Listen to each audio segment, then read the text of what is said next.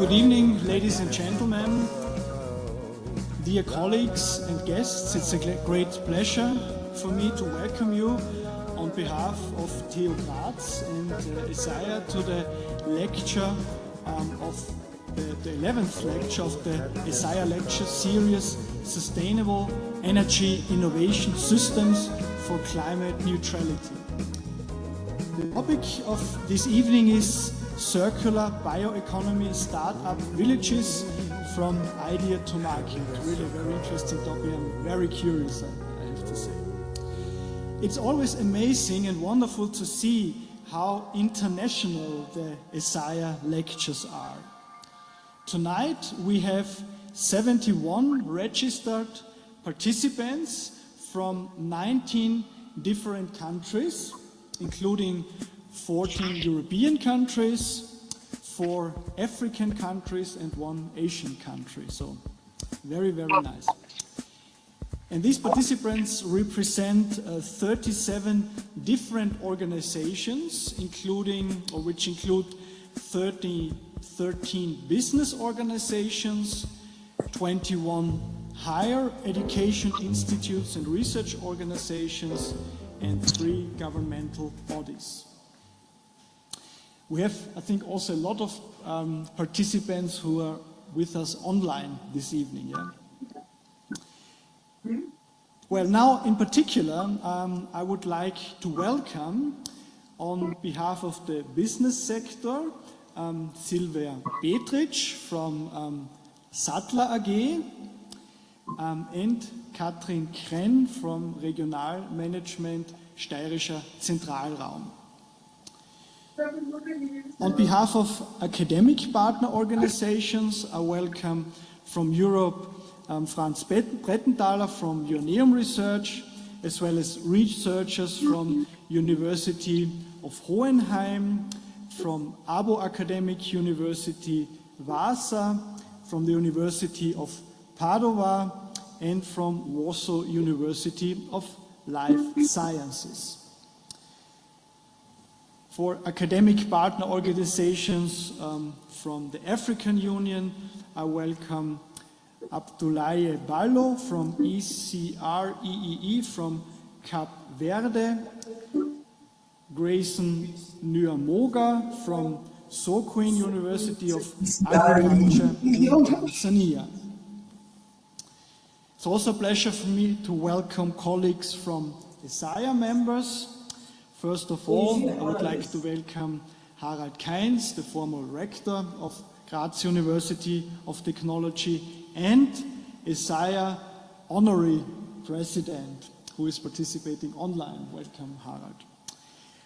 I also welcome Josef Ortner and other members from TU Graz, Caroline Bölzel and other members from the University of Graz, Mika Malki from XAMK, Fabio Silva from IERC, Maria Albuquerque from ADENE, and Alexander Horche and all the members from ELMEC. I hope I pronounced all your names correctly. If not, please accept my sincere apologies. Yeah, last but not least, I would like to thank Brigitte Hasewend and the whole team of ESEIA for organizing this wonderful event. Many thanks. And, of course, most importantly, many thanks go to Evelyn Reinmuth for giving today's lecture. Many thanks to the 2 respondents who are with us online this evening, and to Fabio Montanino, who will be the chair this evening. Many thanks. Yeah, I'm very curious and I'm looking forward to an interesting evening, and I would now like to hand over to Mr. Michael Kerschbaumer, who is project manager at SFG here in Styria, and he will also say some words now.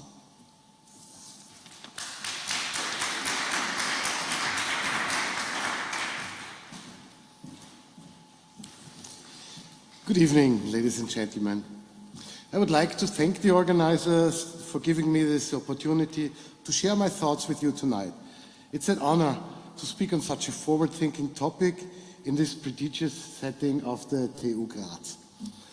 However, before receiving this kind invitation to give an opening speech at this lecture, I must admit that I was not fully aware of the initiative by the European Union regarding these circular bioeconomy startup villages.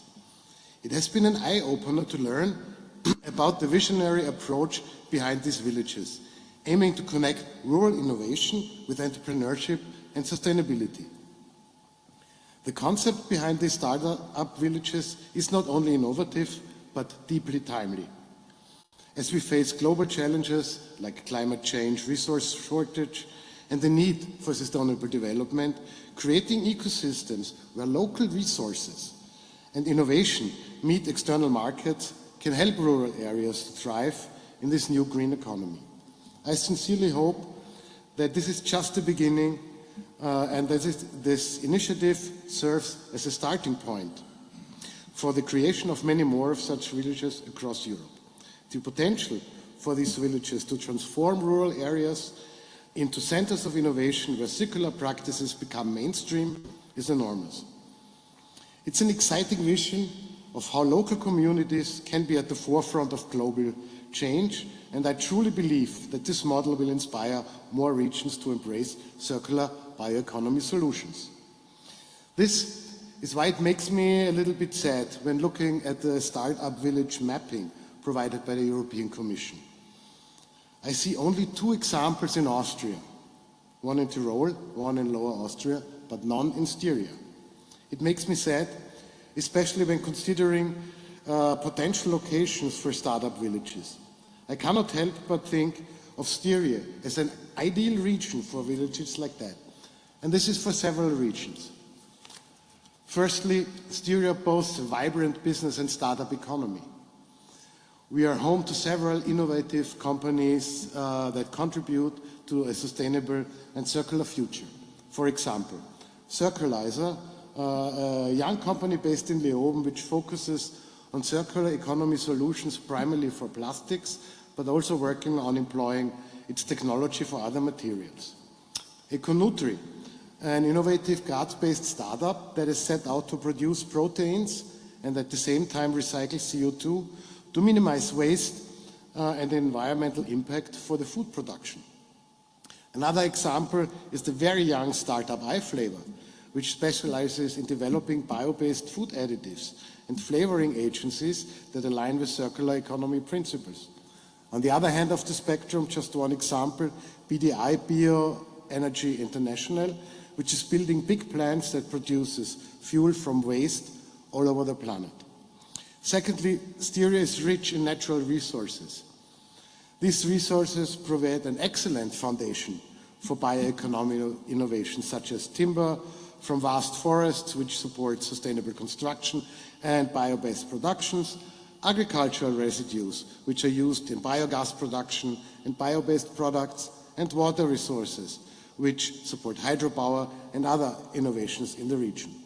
Additionally, universities and research institutions in Styria are at the forefront of research areas critical to circular bioeconomy, such as sustainable resource management, where researchers focus on minimizing the use of renewable raw materials, maximize the use of renewable raw materials, bio-based material research, where Styrian scientists investigate the development of new materials derived from biological resources, and green technology research, where products focusing on energy generation, waste reduction, and circular processes. Furthermore, we are fortunate to have 2 remarkable cluster organizations in Styria, the Wood Cluster Styria and the Green Tech Valley Cluster. These clusters are particularly active in this field. The Wood Cluster promotes sustainable forestry and timber usage, while Green Tech Valley Cluster supports innovation in renewable energy and green technologies. These clusters bring together businesses, academia, and policymakers to push forward initiatives that foster more circular and sustainable economy. To close my remarks, I want to express my firm belief that Styria is poised to play a significant role in the future of circular bioeconomy solutions. With our vibrant startup scene, rich natural resources and world-class research institutions, we will continue to grow as a hub for innovation. I am confident that Styria will become one of the most appealing go-to places for startups and researchers alike looking to succeed in this sector. Thank you once again for the opportunity to address you today, and I look forward to the exciting discussions. Thank you.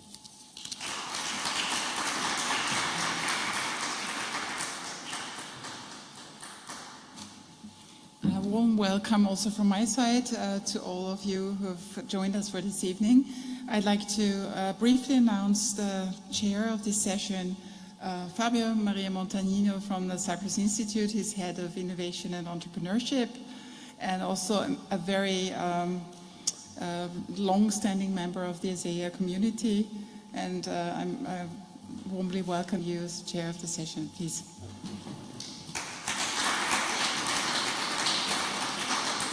Thank you, Brigitte, for the introduction, and thank you for inviting me, because you know very well that the rural world is in my, first of all, is in my heart. I mean, I bought my land.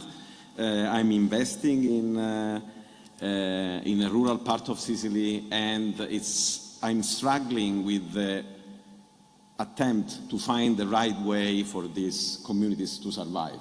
And we all know that these communities are suffering of many issues. The most important is the demographic decline. So people are leaving from, the young people are leaving from rural areas, especially in Europe, but this phenomenon is everywhere. Even in Africa, I'm dealing with African countries, there is an issue in terms of keeping the people and finding a reason to stay in rural places, because there are many attractors in the city. And this was the starting point of the strategy of the EU, which was mentioned before, to find a way to approach this problem at the European level. The strategy came about 3 years ago, was published in June 2021, and the key point was to find the combination of factors which might reverse this trend. And this was in line with a previous attempt. I've been working in Italy with the strategy of a rural area, which is, let's say, of a size of 100,000 100,000 people more or less, and 21 villages. The same was in China for the Yangtze Delta area. So there are many governments around that tried to find a way to bring the history back. The point is that in Europe, the rural areas are about 80% of the surface. So we are talking about the large part of our landscape, but they are hosting about 30% of the population. So this is the reason why the rural part of countries and the world of these people living in the rural part of Europe is not listened enough. And this is creating a lot of political problems that we all know. So what the Commission defined 3 years ago, and this is the starting point, I think for the idea of developing startup villages in Europe, is that we should combine innovation, and innovation in this case is substantially coming from outside the rural world, is generated in universities, is generated in research centers. So we have these labs and we have these people. And we have to bridge the labs that are even paid by these taxpayers, because they are taxpayers, the rural people, and they are owning, let's say, part of these labs, but they are not getting anything that is for their survival. So this strategy defined 4 pillars, and probably, Evelyn, you will go through this, so I don't want to overlap with the presentation, but I would mention that they would empower communities, so make the communities stronger. That means substantially essential services, because if you have no hospitals and you have no schools and you have no mobility systems there, okay, you want to invest and make them more innovative spaces, but people cannot live there. More connected, so transportation, but also digitalization, diversification of economic activities, and this is the main topic of today, how we can diversify the revenue streams for farmers by bringing them something that will not be generated from inside. So it's not in continuity, it's not incremental innovation in traditional farming, it's something different, and we have to bring a way to think different and make them more resilient, which means climate change resilience and social resilience. This will, in the wish of the Commission, but I think in all the plans I saw, even in the Australian one, I mean, they want to regenerate a social fabric. So young people together with old people, traditional knowledge, indigenous, let's say, knowledge, with new knowledge coming from university. So it's a fabric, it's something that then will be resilient and resistant because it's interconnected.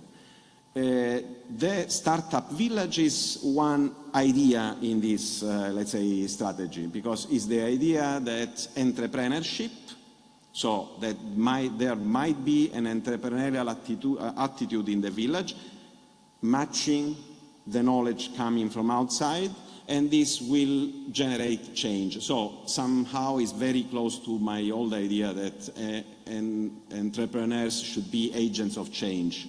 Otherwise, I mean, we don't need them in a community. They should have in mind that they would make things better and they want their community to thrive.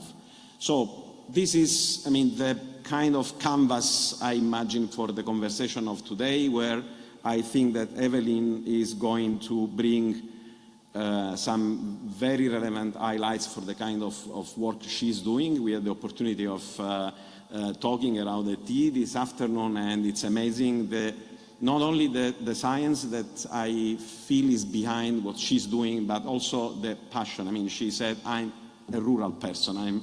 I'm in the field, in the sense of not only the technological field, but the physical field, so understanding what could be really done with people that are farming in a true place. So this is very important. I think it's the matter of getting, dirty in the field and understand what you can really do there and what you can build. The last two words I want to leave is that in the Commission strategy, it's written that rural should stay rural.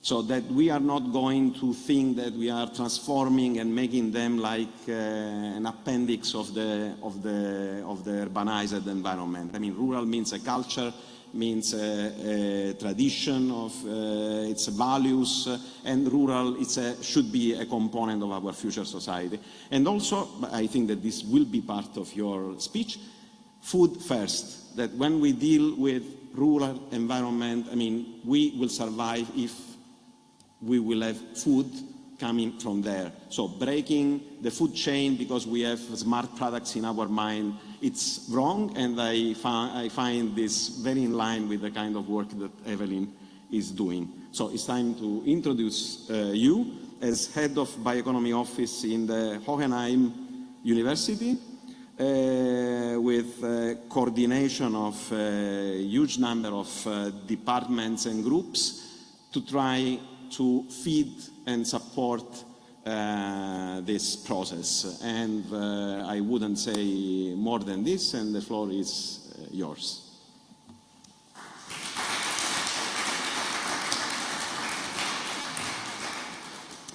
Thank you very much, Vice-Rector and ESEIA head and coordinator, Brigitte. Thank you so much for this invited lecture. Yes, I want to walk you a little bit through what Startup Village is all about and how we bring this together with a circular and sustainable bioeconomy. And I can only add to what has already been said about the Startup Village. And the Joint Research Center tried to put it into words and said it's a place that embraces innovation and ambitious entrepreneurship. And it's really about to unlock the potential and support the well-being in rural areas. But what is very important here is that innovation is not a very narrow term, and also what ambitious means needs to be seen always in the context. And I want to elaborate a little bit on that. I just click forward with that. Yeah. So as Fabio already mentioned, the concept of startup villages is embedded in a much larger vision, the rural vision of the European Commission. And it's all about ensuring and appreciating that the rural areas are actually our backbones. They have not only the tradition, but they have all we need to feed our population, but also play an essential role in ecosystem service provision and have all our beautiful landscapes.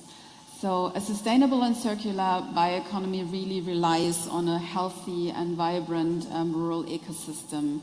But always, because the bioeconomy has in mind to search for new products, new services that are of commercial interest. And there are a lot of solutions that are material-based, new products that can be feed our chemical industry, for example. But all the resources that come from rural areas are mainly produced with a focus of food at the first and foremost. So a circular and sustainable bioeconomy can only build on an ecosystem that prioritizes food first. I wanted to see and bring you a map what really this looks like. Why are we focusing on rural areas? And why is it so important to, add this thought of startup villages, bioeconomy startup villages? If you see across this map, and even if you don't differentiate between the different shades of yellow and brownish, you see that there are a lot of places that have a lot of potential that could be, they could profit from these new ideas of the bioeconomy. And it's really about half of the land of the EU is rural, and it should stay rural, but there is a lot of potential to let more people make this decision to stay there and not go to the big cities and never come back. So as Fabio already said, it's about stronger rural areas, connected, more resilient and prosperous rural areas. And the bioeconomy is not the one solution. Let me be very clear. It's just one element of the solution to bring back life and more vivid rural areas. I also went through the Startup Villages mapping tool, and by the way, to become a startup village on a mapping tool, you simply have to fill out a questionnaire. But it's actually a questionnaire that requires a lot of preparation before that. So I really appreciate that 45 villages took this challenge to fill out this questionnaire, and I wanted to understand what is actually behind there. To give you a small impression before we go into details, these villages are between 300 inhabitants, and there can be also villages that have more than 100,000 inhabitants, but it always is dependent on where they are located. So to be clear, a startup village is not just a small village, it can also be a larger village, it can be connected villages, but it's always located in rural areas. But you always have to consider the context. You need to understand the country, the situation in the country, and then you can understand what a village in each country can look like.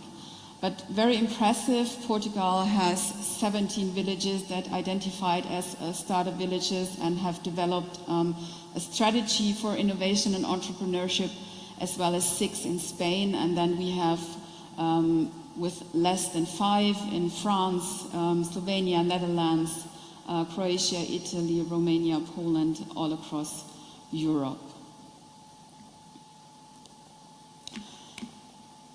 Those villages in the phase of identifying themselves, they also had to answer the question, what are the most 3 important economic sectors for them?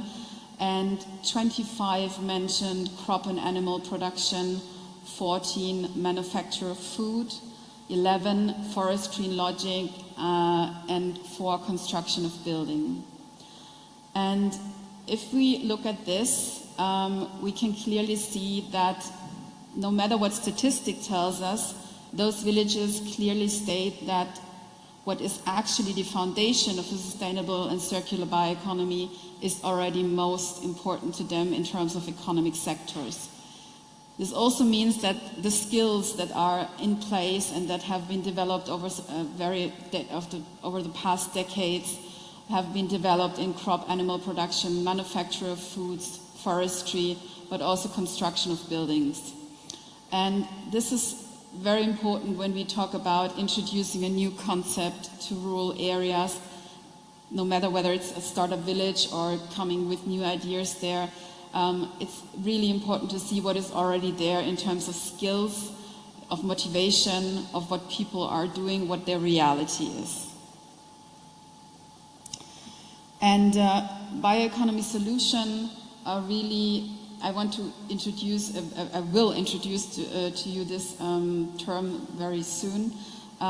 They could really help and be an important aspect to revitalize these remote rural areas, especially in startup villages. But what are bioeconomy solutions? What do they solve? First of all, bioeconomy, so it's a very theoretical concept, but I will come to practical terms in a few moments. It's a system-based approach, and it's really to understand what we can do with the biomass that is produced. How can we use it in a smart way? It's creating potentially new value chains, new value webs through the use of biomass. And this biomass comes either from forestry, agriculture, or marine production system. And if you go back to what I said before about the startup villages, it's really about food production, it's about forestry, it's about crop production, animal husbandry. Everything that is already going on in these rural areas is about biomass production. This biomass production is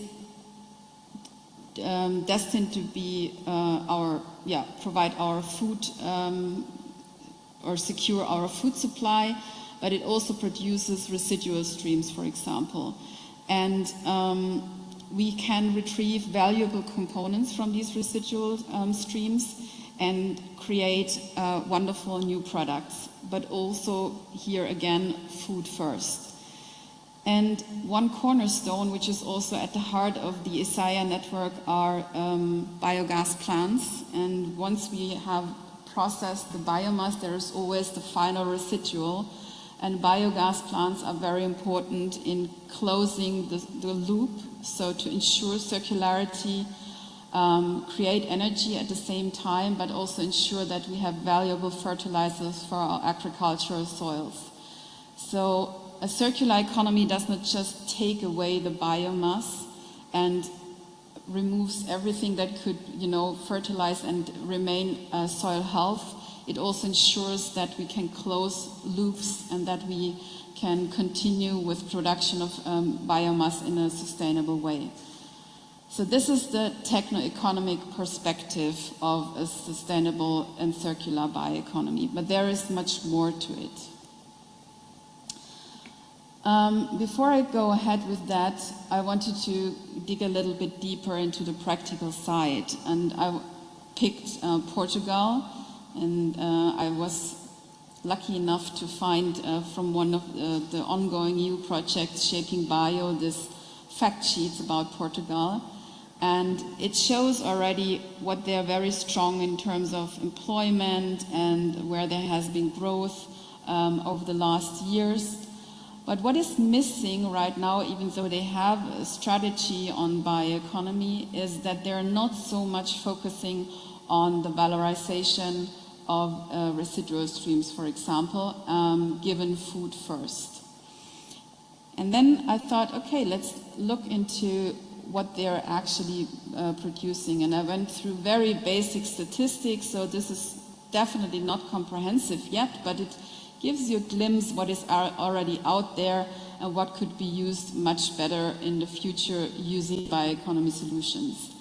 And this is based on a project we have been doing for the past 1.5 years. We have been in our state, in Baden-Württemberg, in the south of Germany. We have mapped all the agricultural production. We have mapped all residuals, as well as from the first downstream sector. We know what their chemical composition is, and we mapped about 3,000 scientific publications and went through startup solutions to understand what exactly can we do with the biomass. And it's very interesting to see that just from this very small selection of food production, of crops, and on the bottom line we have, for example, cherries, almond, wine, tomato, olives. So we have a lot of materials that could be used for bioeconomy solutions. And those residues represent, in terms of volume, about at least 1-to-1 in terms of the main product. So if we harvest rice, we have at least the same amount of straw coming out of this process. But we discussed earlier today that these residues that the state they have right now are not yet ready to be transformed into bioeconomy solutions, because they are not produced in a way or harvested in a way that they can be turned into bioeconomy solutions. So it's still a little bit of a challenge, but we already know from the lab solutions that all of these residuals can be turned into either food, but also textiles. They can be turned into building materials, in bioplastics, also a lot of pharmaceutical solutions. The potential is basically endless and can complement all the existing industries and help them transition towards a circular and sustainable bioeconomy. And I think this is quite impressive, given just really a very glimpse deep diving only very briefly into the statistics and to the evidence, what is already there. And let's see what we can do with that. Yeah, bioeconomy solutions do not only have a techno-economic perspective.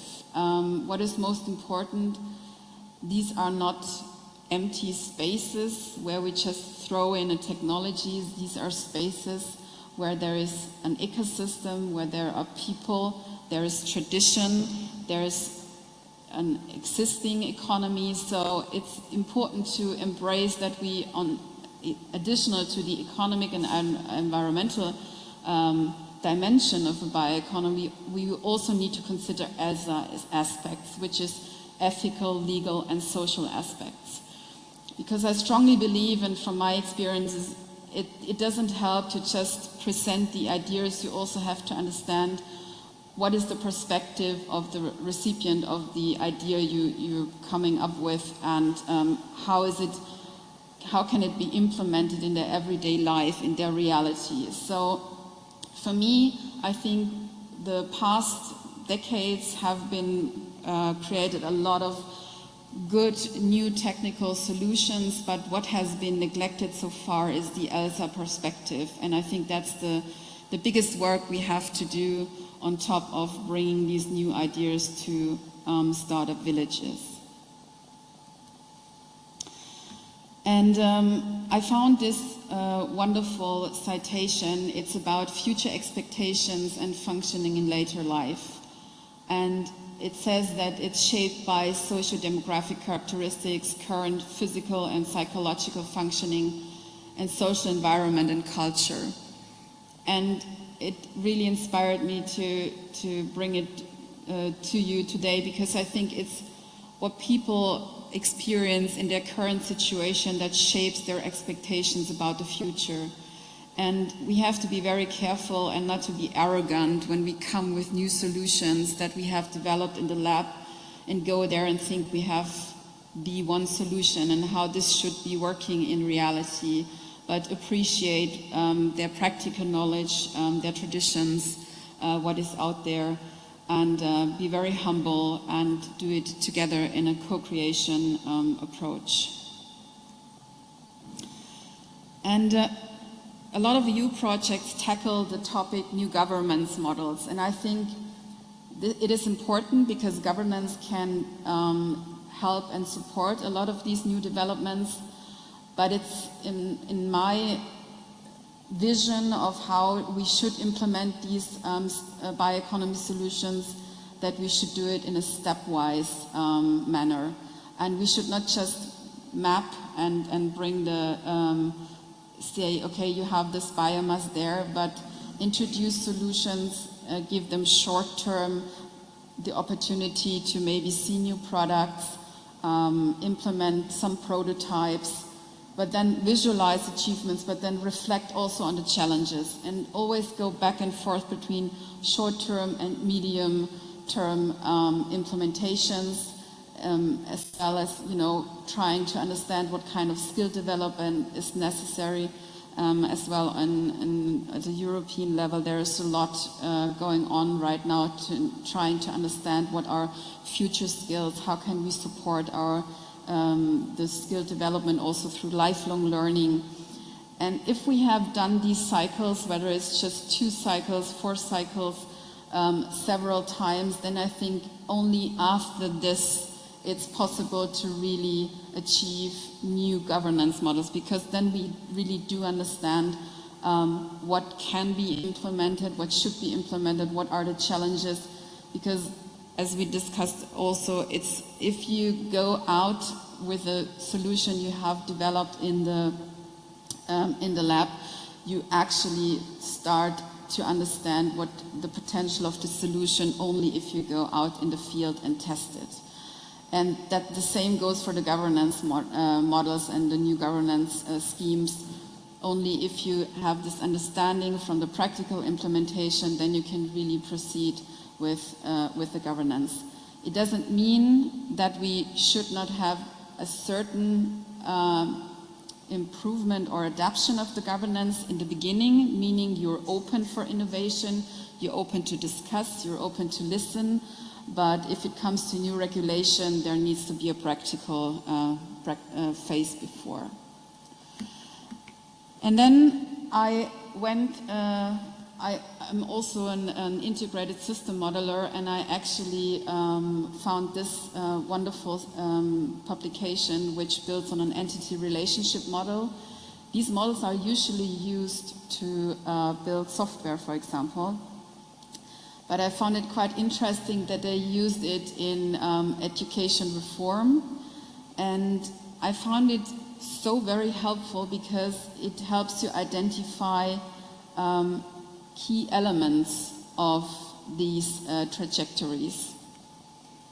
And it helps you actually in the reform to identify what and how. And it helps you define roles, measures, and attributes to these roles and measures. And this is why I really think that also in terms of using new technologies, and we have in the history of the Start-Up Villages, we were also, this builds on the new innovation, research and innovation agenda, where we talk about deep tech innovation. I think we should also make use of what is behind technology in terms of models, understanding reality, and can make use of it in finding new governance models. And it's really about if you understand who has what role, who has what kind of responsibility, and where are they coming from. It's also, in my personal opinion, helping you to avoid these overwhelming situations in terms of you have to, or this is the vision, or this should be achieved in, I don't know, 20 or 30 years. it helps you develop things stepwise and with a good portion of realistic estimation what is possible, when, and who should contribute to the transition. So to come to an end, for me, it's really, as I said, this entity relationship model helps me to find roles and responsibilities. It's also about targeted and effective support, because I think we as researchers, we can only guide, we can make suggestions, but as I said, I want to really suggest the humble approach, because if we suggest new solutions and transformation, the people on the ground have to live and to push forward this transformation 365 days a year, 365 days. And it's really about the long term, and there will always be ups and downs. And in startup language, there is also, it's more a financial aspect, it's called the valley of death. So for me, it's helping startups, it's helping the people push through these difficult times, but also to visualize the potential ahead. And I think if we can support that in the right way, then we can help them shape wonderful future expectations and make them believe that bioeconomy solutions can be successfully implemented and can really be a way forward into a wonderful future of Europe. So thank you for your time and listening.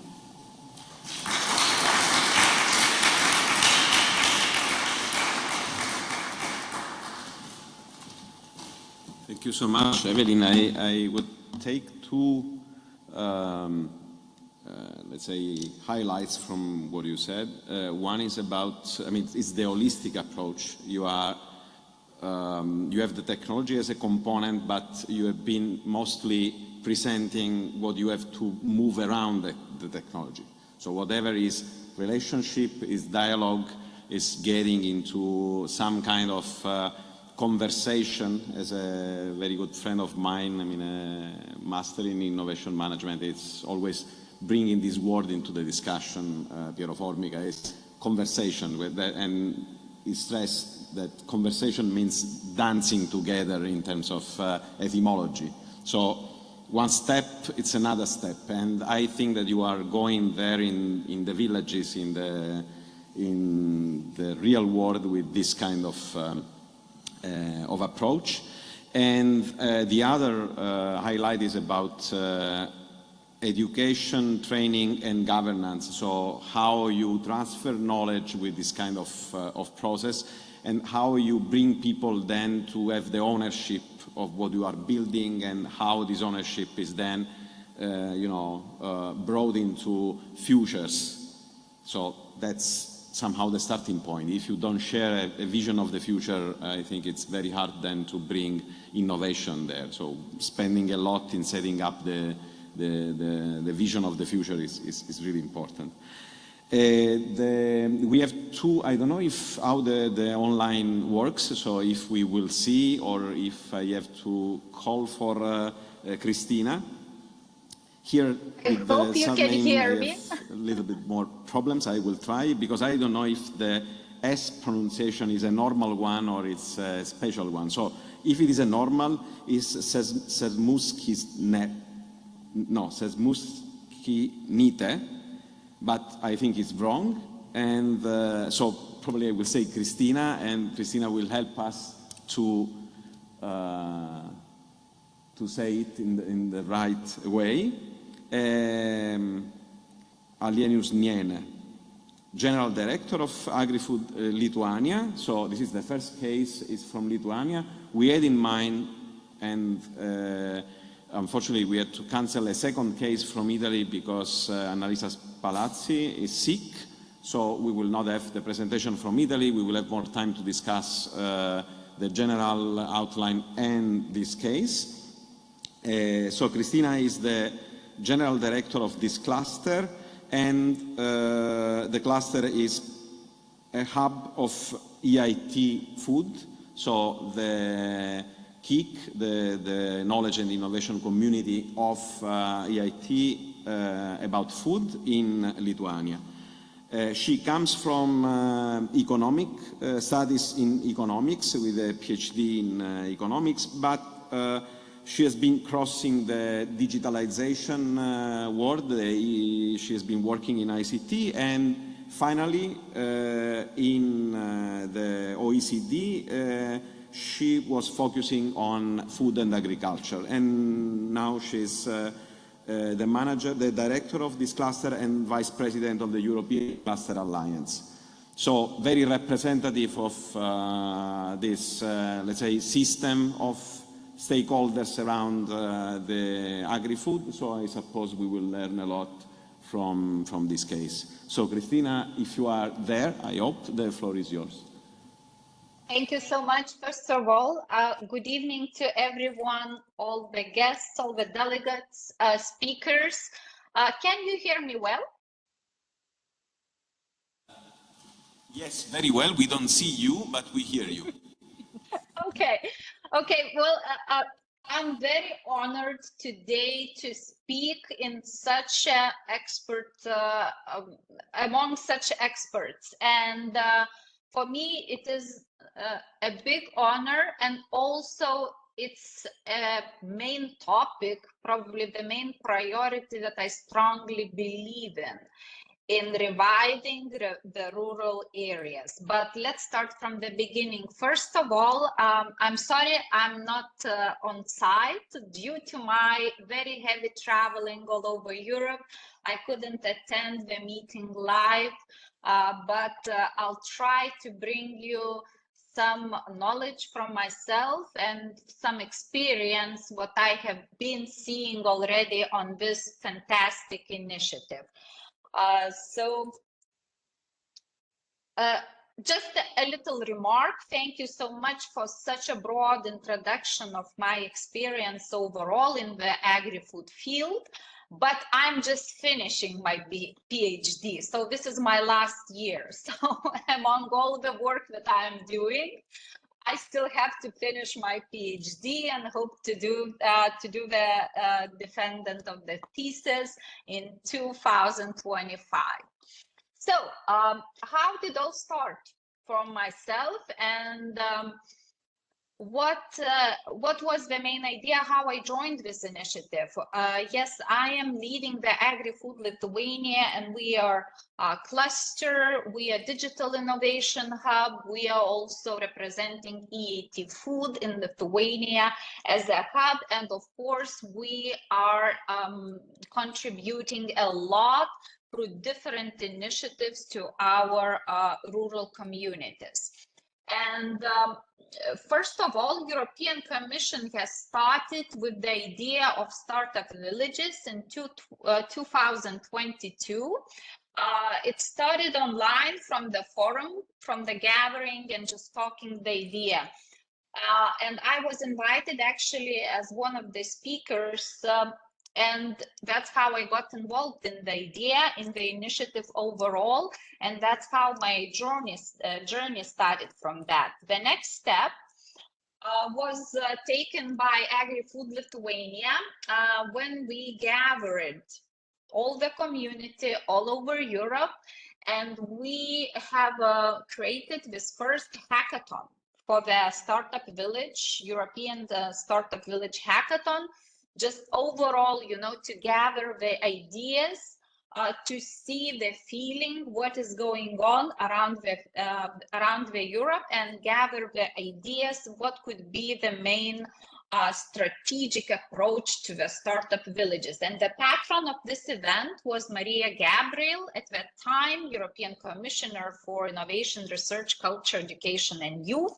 And of course, she was the main commissioner who started this initiative, and other commissioners joined as a supportive commissioners. So we proudly have conducted this Startup Village hackathon for first time in Europe. And you know what was amazing? The amazing part was that we have received so many different participants all over Europe from the different areas, from the different regions, from the different villages. And the most interesting part, at least for me, was that the idea of how communities see the possibility to implement this initiative is so different, and it really depends on the priorities of each region, of each village or of each country. But the most important that I really need to agree with, that has been mentioned already today by the speakers before me, that food comes first. And what we find in the rural areas, of course, we find the rural production, starting from the primary production as a farmers and going through the whole food value chain, food production, and ending with the consumers. So this is how I started. How it continued, in 2023, we have gathered the most, I would say, active maybe organizations or ready to be active on the site to continue with the initiative. At that time, I've already met Evelyn, and I'm very honored today to speak beside her because she also was like a mentor. They have already started similar initiative with the universities, coming together, uniting together the universities in order to contribute to the Startup Village initiative.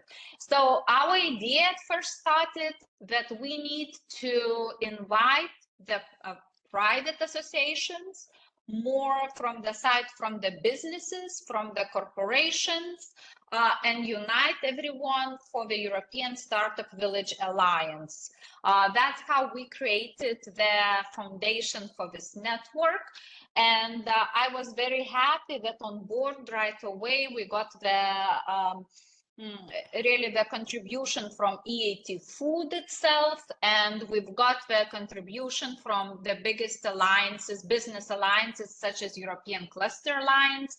And again, I'm very happy that today I already heard that clusters are contributing not only for the revival of the rural areas, but they're actually contributing for the Startup Village initiative. And that's what I really been noticing all over Europe, that clusters, agri-food clusters, they really join this initiative. They believe in that initiative. And I am one of those promoters also. So we have had this European Startup Village Alliance founders event in Vilnius, and we had an honor to have Commissioner herself, Maria Gabriel, at the time main supporter for the Startup Villages, and that's how we started to go even deeper for this initiative. Another very important fact that I want to mention, when you are starting, doesn't matter in which country, which EU member state, the initiative such as reviving the rural areas, it is very crucial to get the support of the policymakers. So I was very honored and very happy that we got everyone on board right away in Lithuania. Here you can just see the glimpse and the pictures of the event, and we've got the speaker from the parliament, from our parliament at that time. We've got the environmental minister, which is very important, and we've got educational minister. Agriculture minister could not attend for this event, but he sent the vice minister just to speak at the panel. So again, this is a crucial step because the way I see it, there is almost too impossible. This job that we are doing, implementing initiative for the rural areas, for the reviving of the rural areas, it needs to be connecting everyone together. Otherwise, it is very hard reachable goal, or it's very hard to reach such high goals. So what we talked about, or what was the main goals listed down for the European Startup Village Alliance, of course.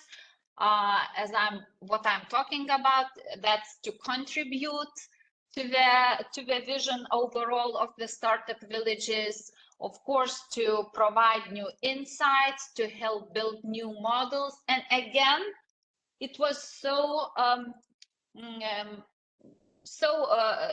just, you know, going easy with the flow that Agri-Food Lithuania kind of was standing, our association was standing in front of this initiative as a front runner.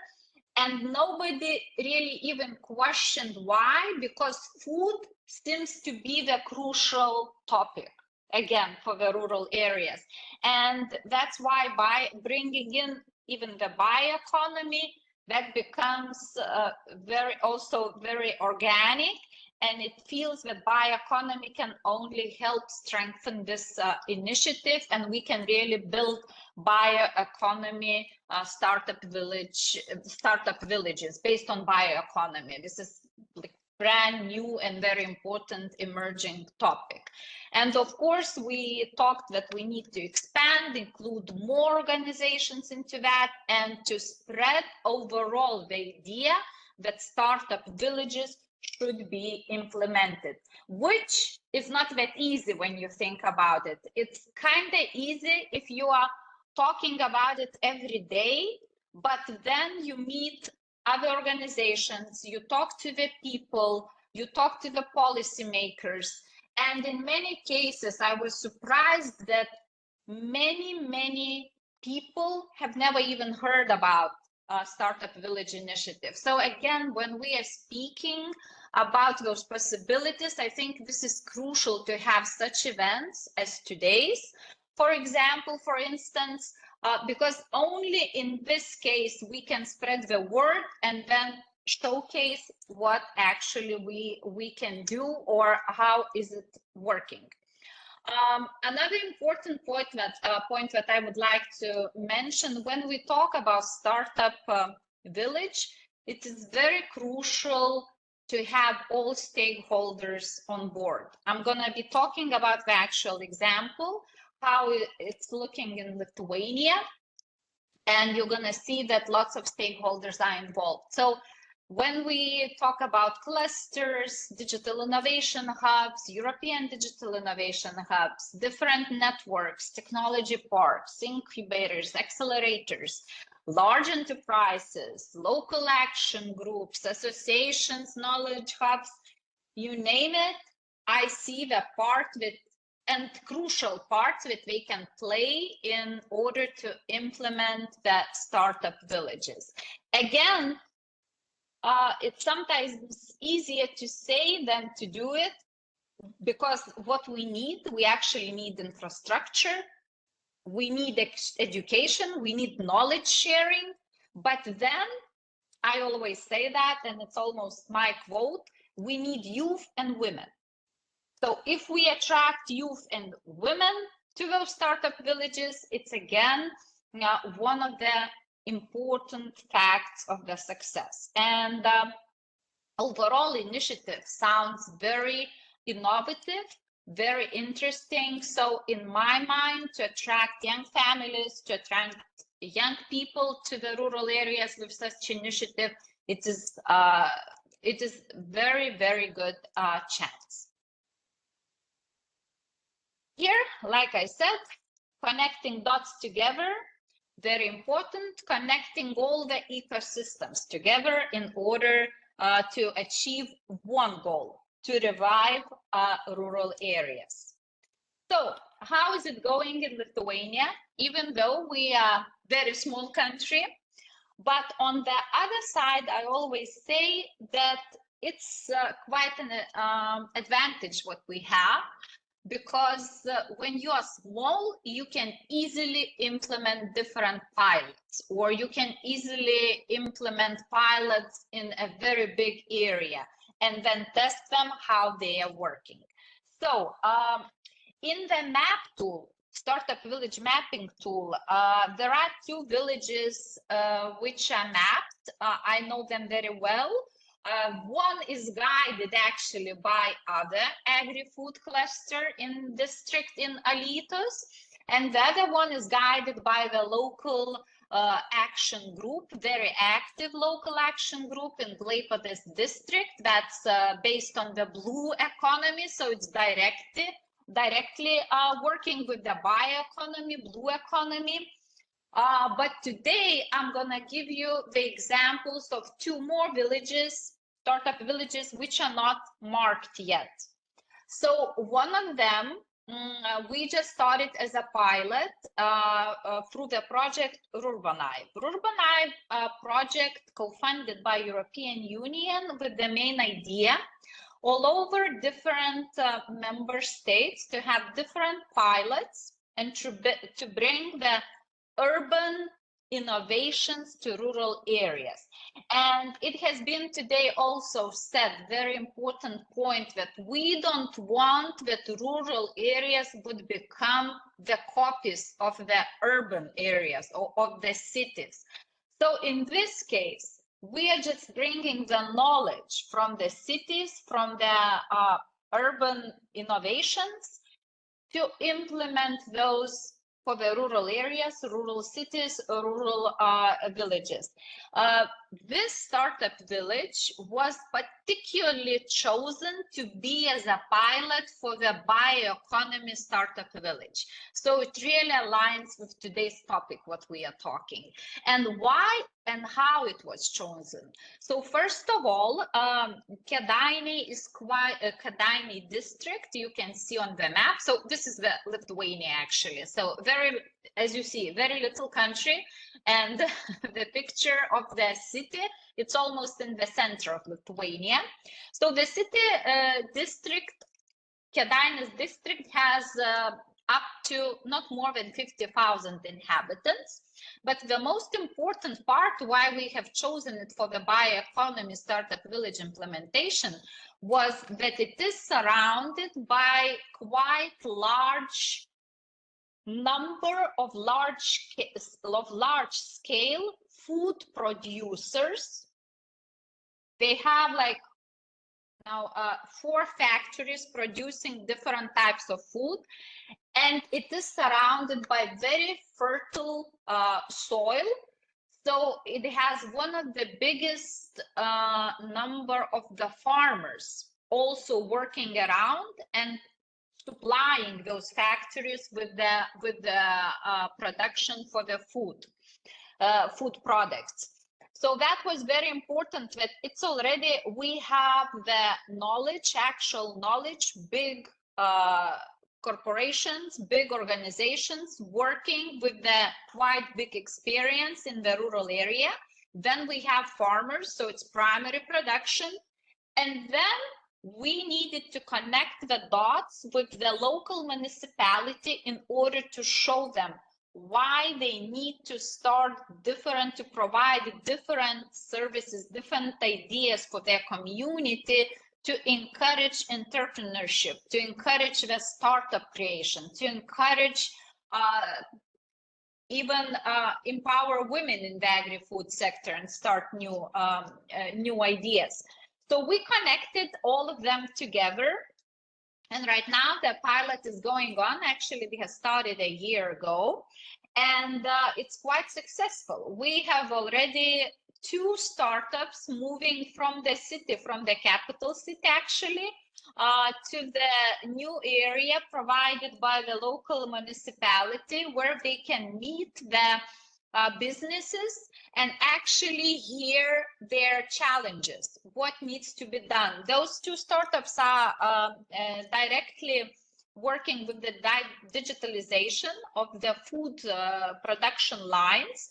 So we're gonna see how they're gonna be testing their actual product software, their systems on those production lines, and how on the digital scale we can implement the farmers part.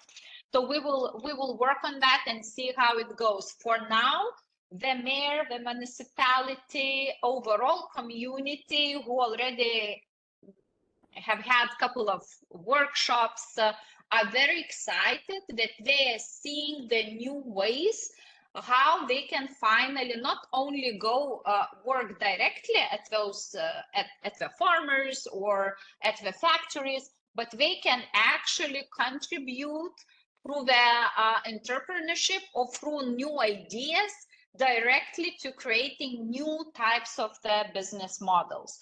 So this is one. Another use case, it's not co-funded.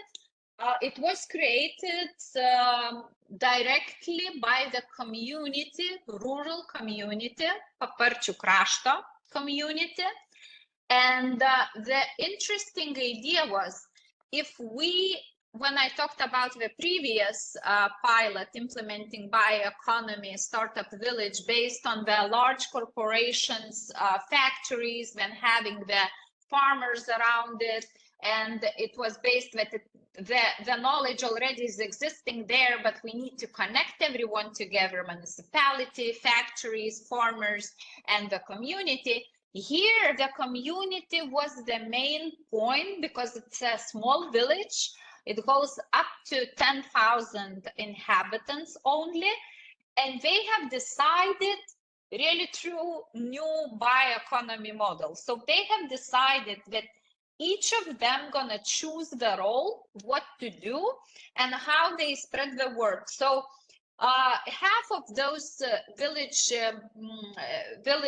inhabitants, they are growing different types of the animals for the meat. So they have beef, they have sheep, they have deer, they have chicken, they have geese, they have ducks, they have turkey.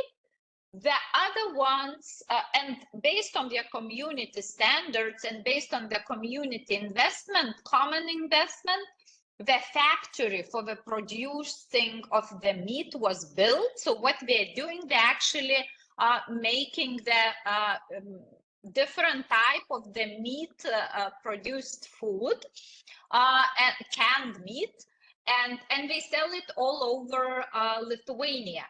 So how it happens? So some of the villagers, they are growing meat. Some of the villagers are working with the production of the meat, and some of the villages are working actually with the logistics, with the e-sales, with the website, with the promoting, going to different fairs, selling the production. So in this case, a whole village was involved by the local action group, was involved in one big business model, which is really truly based also on the bioeconomy. Now what they have been talking, that they get many leftovers from the meat, so especially from the pig, from the beef, so it's like skin, it's bones and different other parts that they are not using.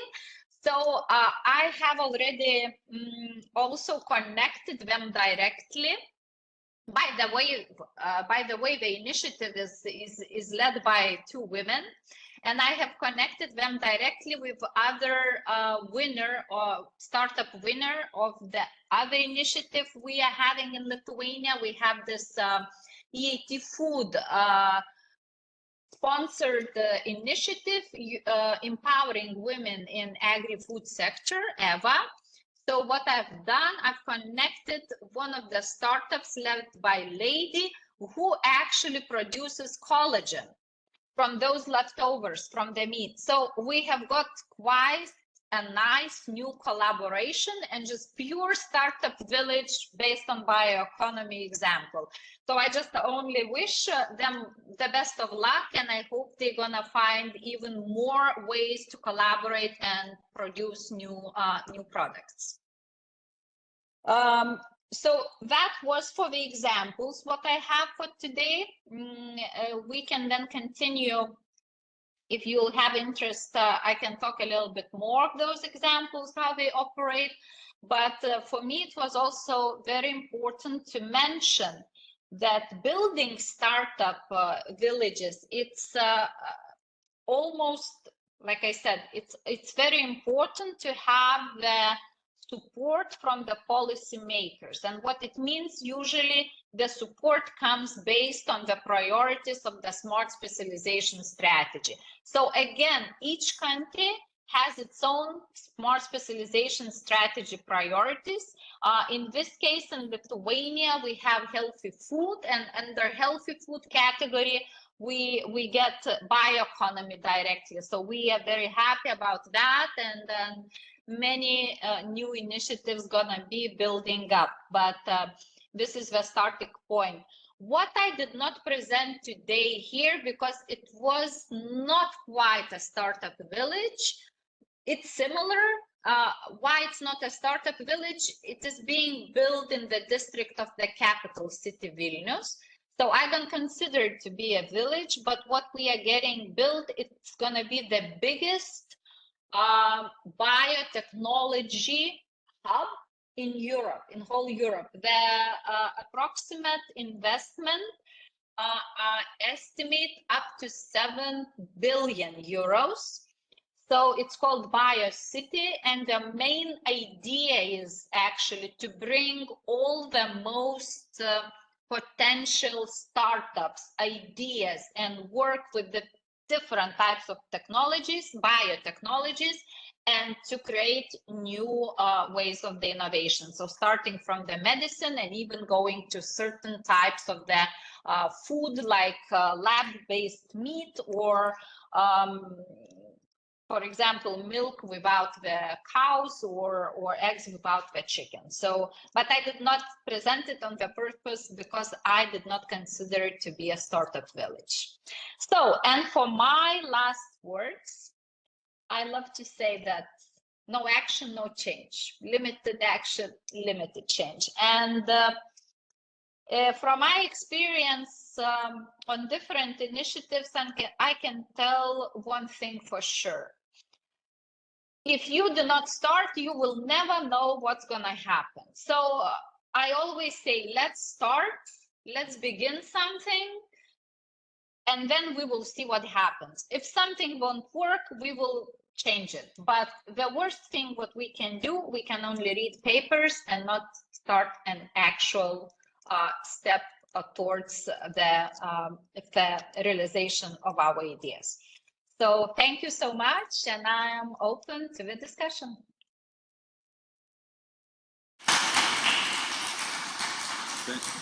Thank you so much, Christina. I would highlight a couple of things from your presentation. One is the last slide, so the call for action. So whatever we can discuss in terms of approach to this kind of transformation, it needs some experimentation, and I think that you are doing a lot. You are right, small countries are like, you know, sandboxes for this kind of processes, because it's easier to test even what you said, and this is the second point. Let's try to move startups from the urban to the rural. This might be very complicated in other settings, because you might have so huge distances and also lifestyles that commuting or connecting would be more complicated. But of course, testing this process and probing the life of startups in villages is quite important, because this can be also like an example or a benchmark for other young people to come back. And this is the other highlight. You have been mentioning in a specific, let's say, as a specific highlight in terms of engaging communities, engaging the community of youth, and engaging the community of women. And you stress also that in your pilot, the leaders are women. I think this might be a characteristic in innovation in the rural area, that you have, let's say, more free time on one sense, and you have also a link to the tradition for women to take care of some of the processes which are not, let's say, the key process in the field, so they might add value and add time for change. So thank you for highlighting this. I don't know if we have already questions from the audience. Yeah, but Evelyn, I think that we have two tables. I don't know if one table is for me or it's, so we move there.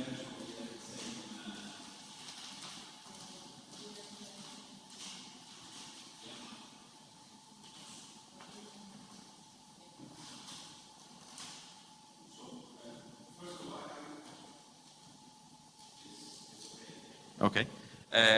If we have any question from the audience here, and if we have any question online, please. Have we a mic for?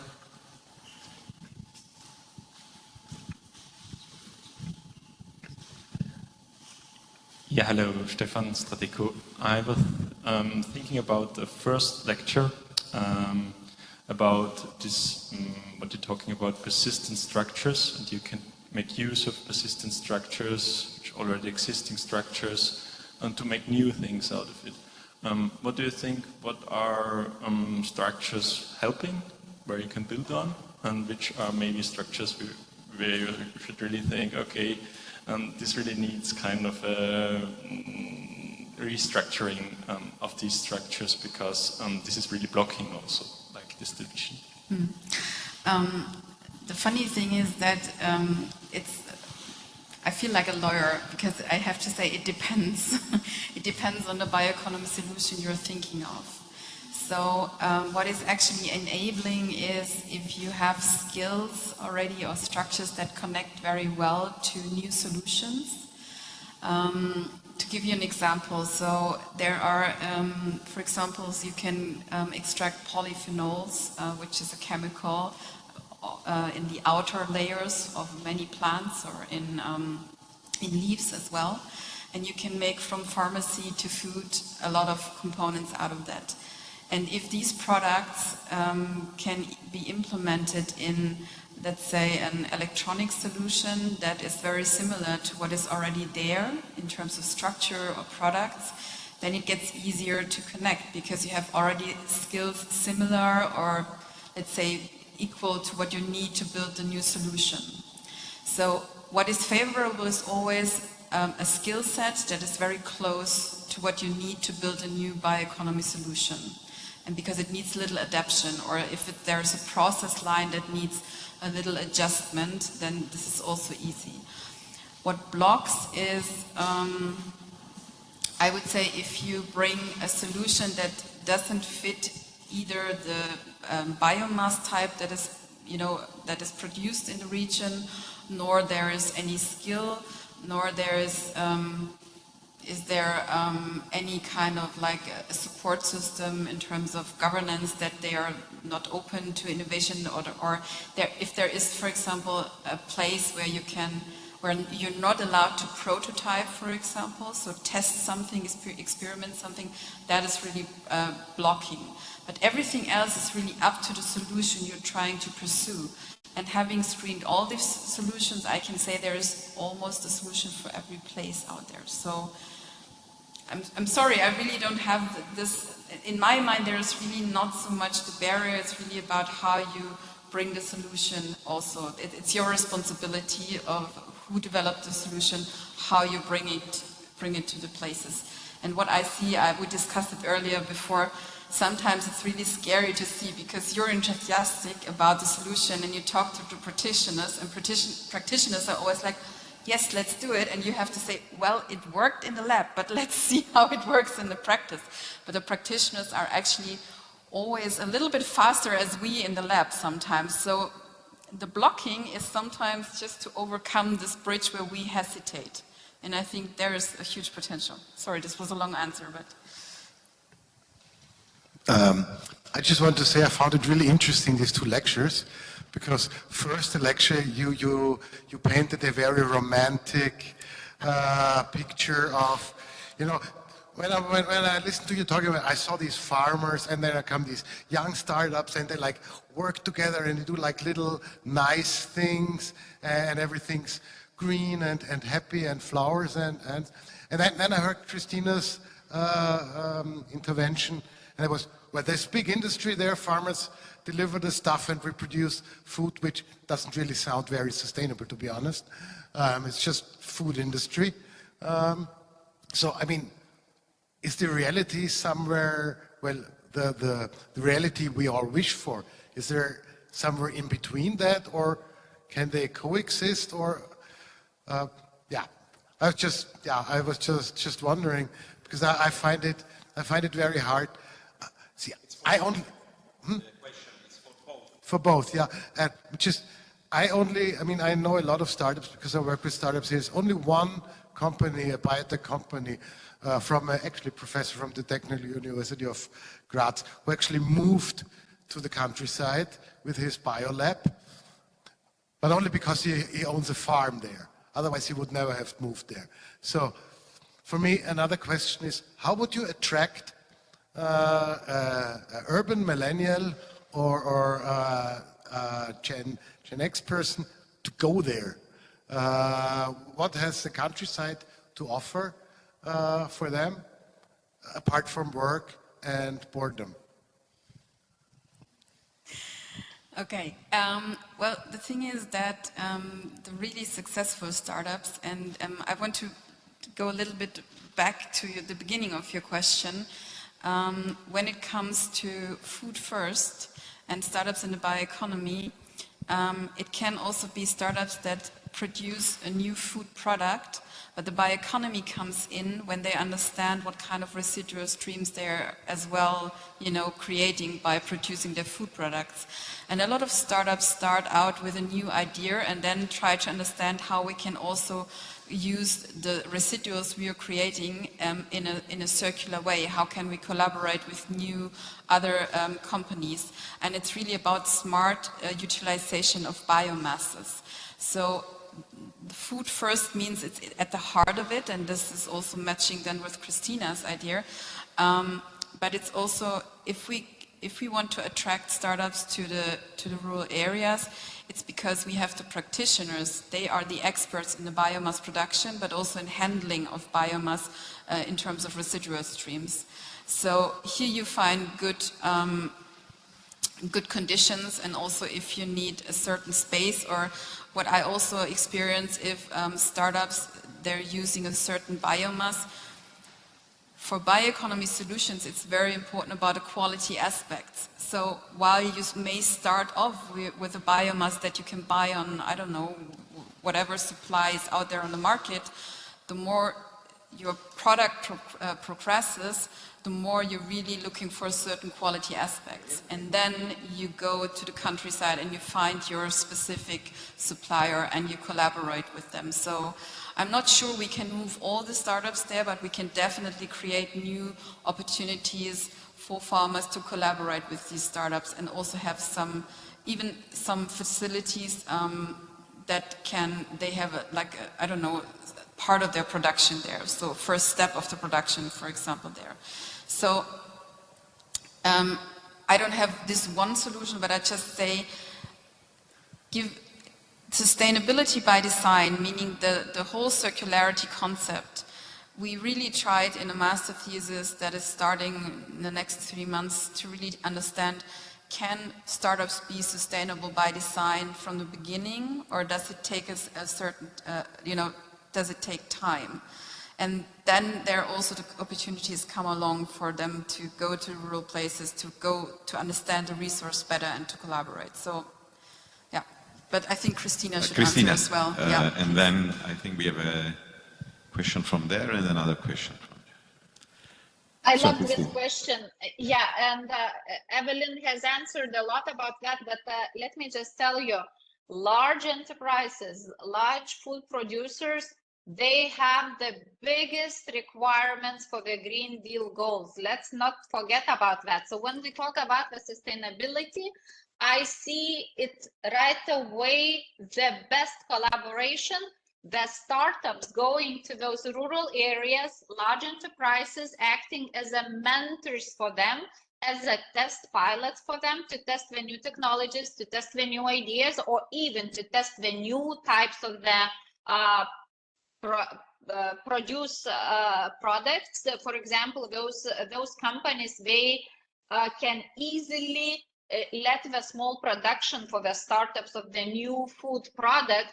So what it happens really, they act, the large enterprise acts as a mentor for the startup, and startup comes in, the ones which really wants to be green, sustainable, new ideas, new ways, and they bring this new wave to those large big companies, and they are actually accepting it. That's what we're experiencing in Lithuania. Then you add into that equation the municipality, which really wants them to be first, wants to be innovative. Then you get the foundation for the extra funding. So you have the mentor, you have the startup, you have the policy maker, then you have the community which sees new people coming in, all the buzz, all the new innovative ideas, I don't know, new workshops, new ways for the community to collaborate. So here, right away, I see this is very, very good, and it's a very good collaboration between those big companies and the small and the startups. So this is my approach from the business side, how we see it. Next question. Good evening. My name is Philip Oberda. I'm just a regular TU Graz master student, but highly interested in those topics. I got a question referring to both of the lectures and to the previous question. I really like the citation. I forgot the author, but the later life citation and your way of interpretation. You were saying that we should appreciate the indigenous and traditional knowledge we find in less developed rural areas. What about not only appreciating it, but learning from them also? So from my background as a future civil engineer, there's a good example, I think, which reflects this reverse process pretty well. There's an Austrian company which is bringing clay as a material to the construction, to the building sector, also on a big public construction scale. So this could, if we use, and this comes from Africa from hundreds of years ago, right? So if we use that and maybe apply it to our very well-developed urban heat centers, might come along with a lot of reduction in any other emissions. Yeah, just the engineering example also, I'm thinking of food, learning what we have, what grows, and have very good healthy food without 24/7 hours, 7 days a week food supply, which is almost infinite. So wouldn't it be of great use and interest to also gain all that knowledge and within an innovative program on a EU level or European level, and maybe also encourage people there to share their knowledge, and in a business or socio-economic point of view, or also attract labs to even open up labs there, bioeconomic labs. Thank you. Yep. Yes, and here it connects very well with what Christina is also with the digital agri-hubs doing. Actually, bioeconomy is not a new concept. It's just a new name for what has been there centuries ago, because centuries ago we were much smarter with using biomass, making everything out of what has been grown on the fields. But through industrialization, we lost this knowledge. It's not completely lost, but we are now today, especially in food production, we're often using just the fillet of the plant or the fillet of whatever, and we get rid of everything else. But there's a lot more what we can use. And this understanding combined with new technologies, new solutions, being smart with energy use, with all the resources, including water and everything, can create these new solutions. And yes, we should learn from that and even try to retrieve the old knowledge that has been there for centuries. Exactly. Yeah. Christina, maybe you can add to that. Yeah, again, talking about the experience that has been known from the previous times, I can only agree very strongly with that, that sometimes we need to look back and to come back to the old ways. What happened, actually, it reminded me, I did not mention, we have had this case in the same startup village that I was talking to you about, only with the farmer already. When the fertilizer prices were rising so rapidly and so much, so farmers started to panic and look for the new ways. And we had this very interesting farmer who said, okay, let's do something now with your startups, with your technologies. Let's see what we can do. I have a swamp. I heard that peat is valuable, or you can extract valuable fertilizer out of the peat. And actually what happened, the overall idea of extracting the humus out of the peat, or the most valuable part, is nothing new. But until that day, it wasn't that used because it's expensive, the way you need to produce it. It takes a lot of time and this and that. And what he did, he invited actually young new PhD students to work with his swamp, with his peat. And what happened now in 2 years, he is purely using his own made fertilizer from the peat for his whole big farm. He is growing crops. He owns 400 hectares of the farm. And he is not using anymore any other of the type of the fertilizers. I was asking, are you willing maybe to start selling as a product? He said, no, well, I have counted that it's going to be enough of this special peat fertilizer for 30 more years for my farm, so I'm working with that now. But what happened out of that, we spread also, the news were spread, and lots of farmers, instead of thinking that swamps of the peat places were useless or it did not make sense, it was like you know, the places that were abandoned and not useful for the soil, just for the environment maybe. So it has become the new idea that actually you can extract this valuable fertilizer out of the peat and see that it could be valuable for the farmers in this high energy prices period, and working with the highest prices of the fertilizer. So, and plus it is organic. So that's the most important fact, because this farmer, he was purely not organic, just working with the usual fertilizers. And what happened, he transformed very much so, and it's again very concrete and very nice example that we can be talking about. So sometimes we just need to come back and see, maybe we can lower the prices of the technology. We can start to think all over. It's not necessary, of course, to create purely new ways. Again, probably all of you know, and it's not surprise, that lab-based meat, it was created long time ago in Netherlands by a professor, and it's still, again, it's coming back, only there are new ways maybe being tried to be found, new ways how to lower the production cost overall for the lab-based meat, lab-made meat. So. Thank you. I have a comment on this point, because I think it's extremely important, this, let's say, way we reconnect with existing knowledge.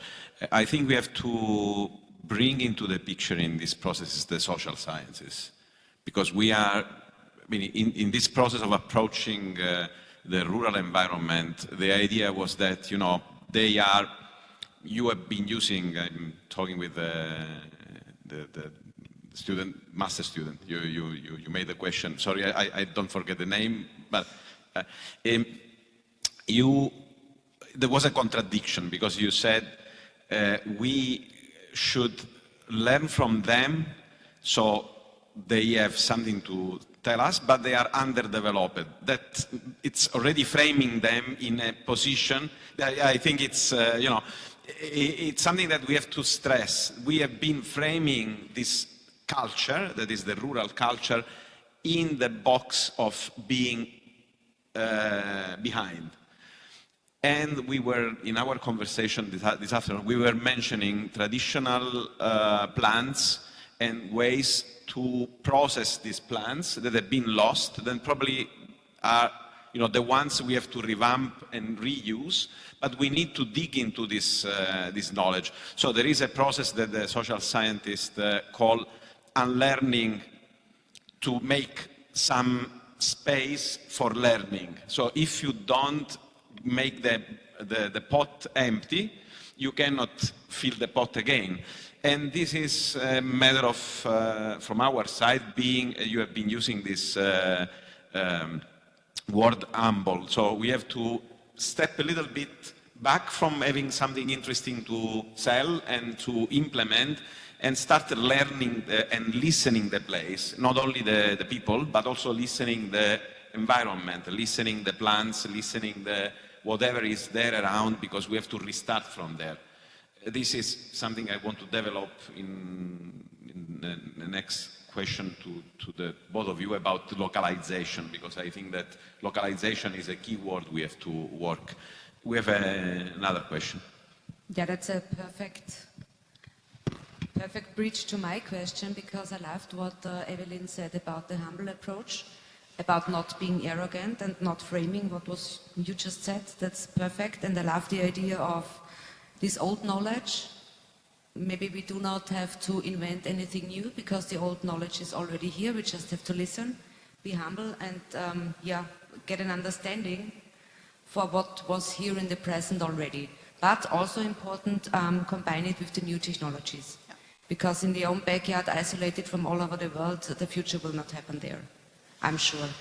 And I already met many young people who are interested especially in food, who have a new mindset, another mindset of the way of living. And on the other hand, as far as I know, in Austria, there are already some activities from the policymakers to revitalize rural areas, also concerning infrastructure, transport, education, and everything. So my question is, what is the starting point? Is it the startup? Is it a new food product? Is it the community itself? Or is it a large food company? And how can representatives of industries support your idea?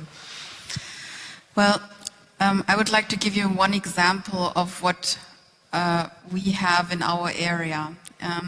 You can call it Living Lab or Lighthouse or whatever, but it started with an entrepreneurial, brilliant mind, and he had a farm, and he started with a biogas plant. And then he connected to the universities, and they did projects together. And I don't really think it makes a huge difference whether it's the big company or the entrepreneurial mind. But what was really crucial to his approach was that, first of all, he became the co-innovator. And I think that's, for me, key. Becoming as excited as a young or the entrepreneurial mind about progressing, about changing things. And so his biogas plant started off with the change towards flexible inputs. And this was developed with a research project. And then he trained his bacteria to deal with all the different inputs, which makes it very open to a lot of biomasses that are produced around. So he got new customers and he got a new network. And then in the next project, it was about bio-based fertilizers. So he created a new product. He now is selling to various, households for roses and whatever. So he even did their own pellets.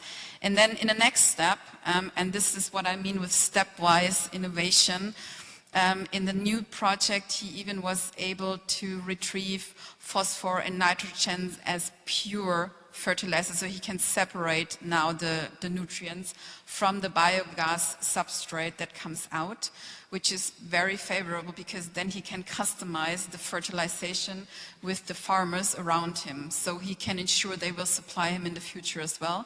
And on top of that, he did a solution with supplying all the surrounding households with heat and energy.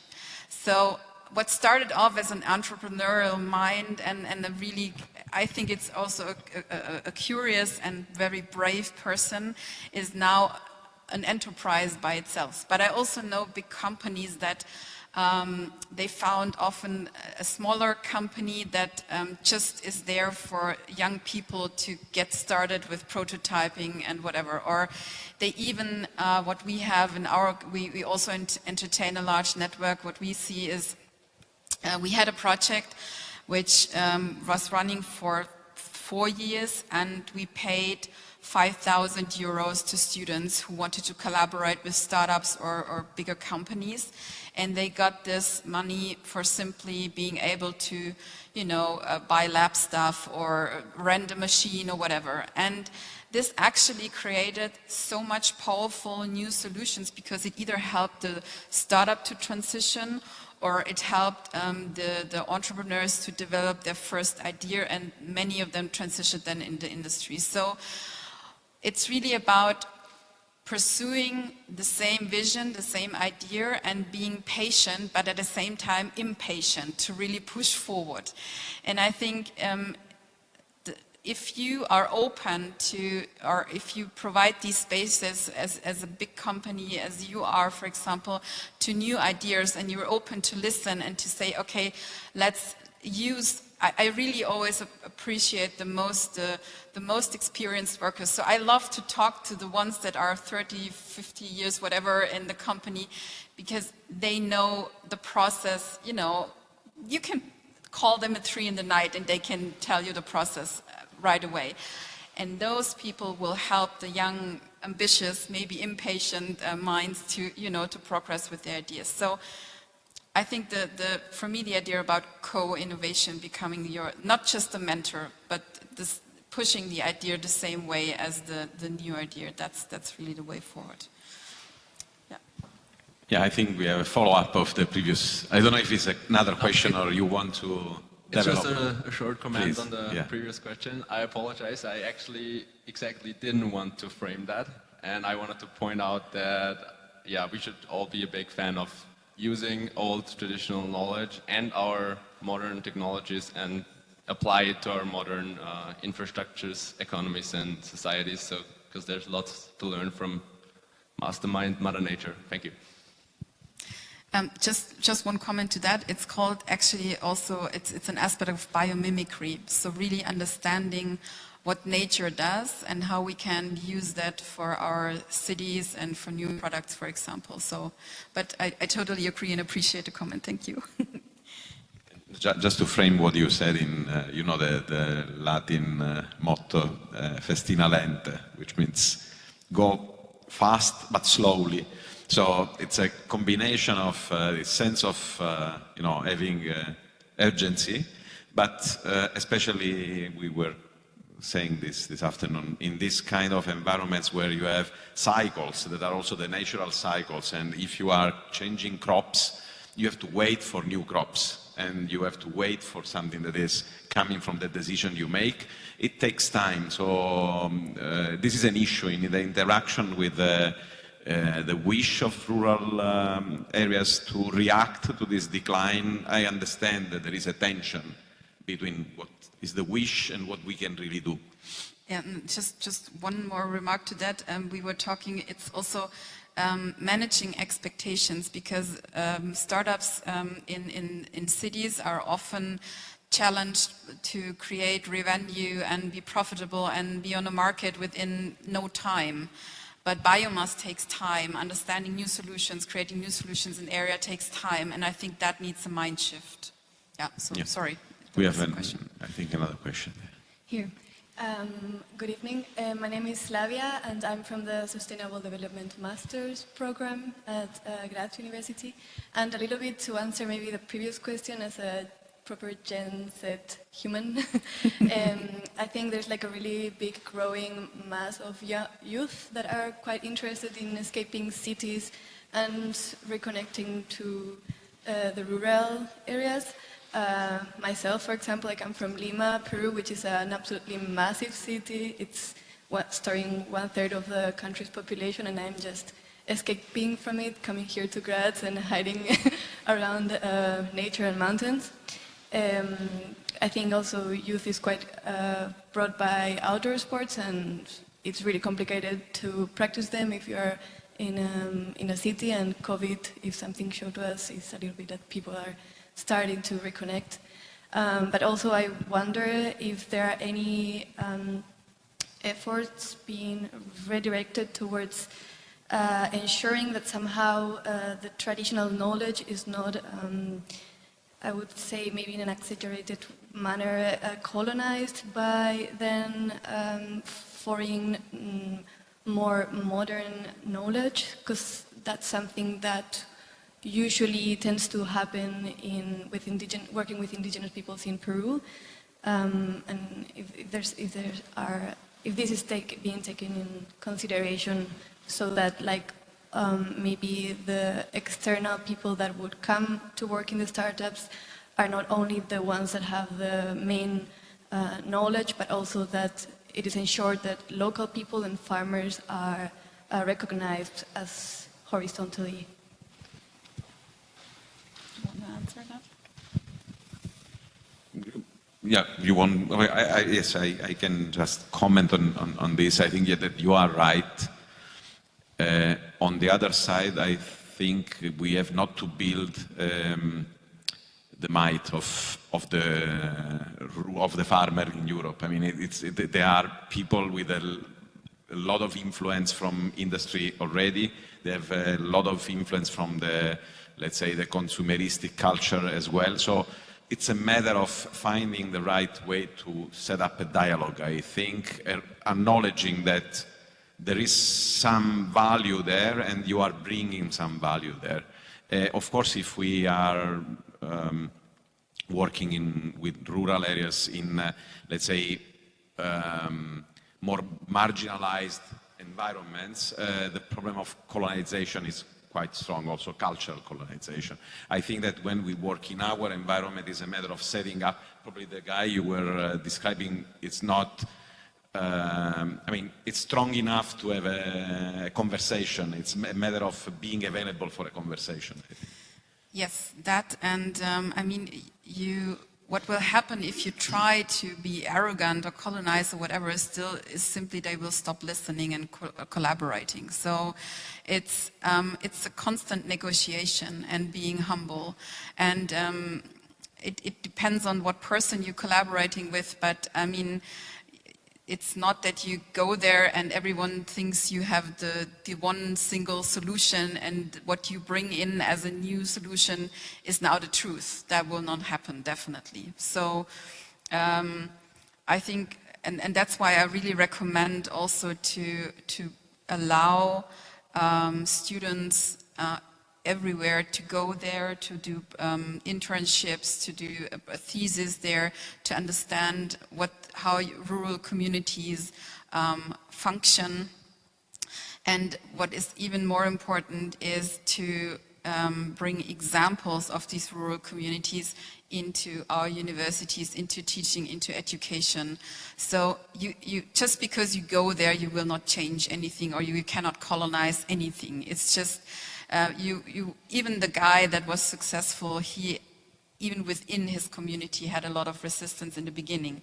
But that's like with all the things you try to change, you always face resistance, and I think this is also an important aspect in terms of skill development, that we are more focusing on making helping people develop in very strong personalities that can also push through these times and pursue their own idea. But just because I don't think the colonization is a problem. Yeah. We have time for 2-3 questions, please. Okay, Franz Stelzer from this university, an emeritus. I like this idea about these villages on one hand, and I would you said already now, just during the last sentences, something I wanted to say, more or less, and to underline this. It's necessary to bring the ideas of rural living to the cities, and on the other hand, the new technologies, new processes to the rural regions by exchange of, for example, students not sending yuppies into the rural areas. So just the exchange of that knowledge is necessary on one hand, and to learn, because especially our farmers, which are not that big, as most of the in Germany or as we heard in Lithuania, only some of them. Therefore, I think it's clear that only in Lower Austria is such a village. But they had always, they wanted to have their autonomy, and therefore they used everything they got. And that's what we now call bioeconomy. But it's just to reach the regional autonomy in supply and in use and in processes. Yeah, absolutely, yeah. You want to comment, Christina, as you are? Sorry. Well, this is the digitalization. Sometimes we get the disconnected. But yeah, well, I've talked recently actually with some experts, and they said, well, Christina, you talk a lot about different initiatives for the rural areas, but you have to remember that in many cases we get also the large farmers and the large enterprises. And so are you pro the larger companies, or you're pro for the rural small entrepreneurs and small farmers? I should say definitely the way we see rural areas, or the way we want to revive rural areas, that's of course the future for the family-owned farms, for the smaller farms on the scale. And only by then we can actually have those new communities. It's not about, you know, going big. It's about actually giving the place for the for those families. And another very important part, we talked in the beginning that about that question, that in many cases we see somehow the village, it's not so innovative. It's something from old ages, something not nice, something not interesting for the millenniums. But I think that's the really the purpose of us experts, to move towards the new idea that we can make, or we can create this new vision of the rural ideas, that it should be the most prestigious place to live in, and that should be only available for the ones who really want to work with the innovations, who really want to create value, want to create the high quality food, not only high quality food, but affordable food for everyone. So it's again big challenges for the sustainability that we are talking about. So this is the time when we start this journey, and this is the time when we start to create this vision. And I strongly believe that one day, maybe I'll be very old already, but we will be talking that finally only for those lucky the villages are open, because that's the way it should be. Biodiversity, green nature, just the possibility to live outside the city. We are coming to the roots of the humanity, and it's always been like that. That's a natural stage, and if we add technology, if we add innovation, we're gonna get this new vision of the village. So this is very important in my mind. Next question. Yeah, also to Christina, I'm just coming back from the Bioeconomy Summit Austria, from Salzburg this Tuesday, and there we're also talking about in Europe, at least in Europe, there are 99% SMEs. So they're often very small, flexible companies, and very important for innovation, and working together strongly with big companies. And therefore, this mixture is very important. Since you were talking mainly about the big companies, and therefore I was wondering, what about the SMEs? This is one point. Then something more. You told us one example, but about products, could you maybe also give a bit more information about what's going on, what's developing? The final, the interesting thing, because you started with this half of the cow, for sure is wasted, and what's happening then with the other half of the cow, or other products? So, yeah. So maybe at the moment. Yeah. Thank you for the question. Well, great question. First of all, about the SMEs, I did not forget about them.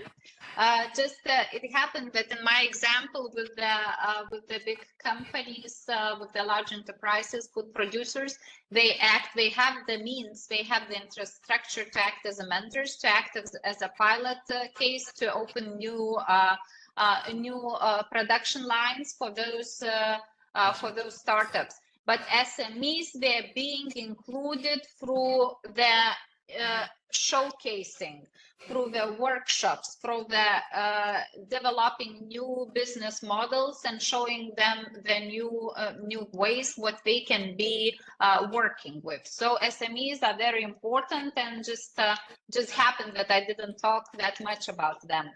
Now, about the new products, that's a great question. So out of this leftovers from the cow and from the pig right now, this lady has developed, because she has some kind of new way of extraction of collagen out of the leftovers. So what she's making the broth, collagen broth. So that's a totally different approach from what we are seeing in the pharmacies right now, that you're taking pills, or you're taking those sweet drinks, which are full usually of sugar. So in this case, you're taking the certain amount, so it's dried like a tablet, like broth.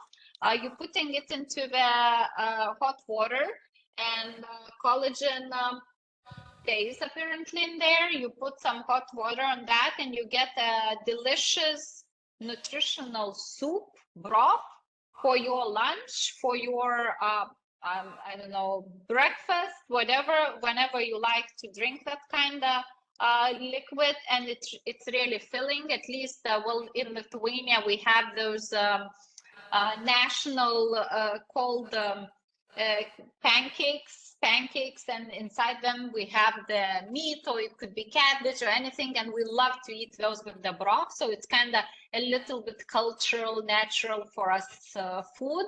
And she has started with new lane of the production of the broth, and for now she's producing only small amounts. So we will see how it's going to be going upwards. And since we are working with those startup villages, so one of those big producers, they are producing the soups, canned soups from the organic vegetables or other vegetables. So they heard about this lady which is working with meat, and they invited her to come and have a special soup, also canned soup, which is already filled with her broth. So it has extra collagen, so that means an extra protein. So that's quite interesting and brand new product. Another very nice collaboration is going on again with the big guys of this startup. Yeah, again, lady, she came back from finishing master's at Wageningen University, and she was working with alternative proteins, to be precise, with alternative milk. So she, now I forgot the English word for that crop, but it's those little yellow beans, like crop. Beans? It's not bean, but it's like those little yellow crops. They're very small.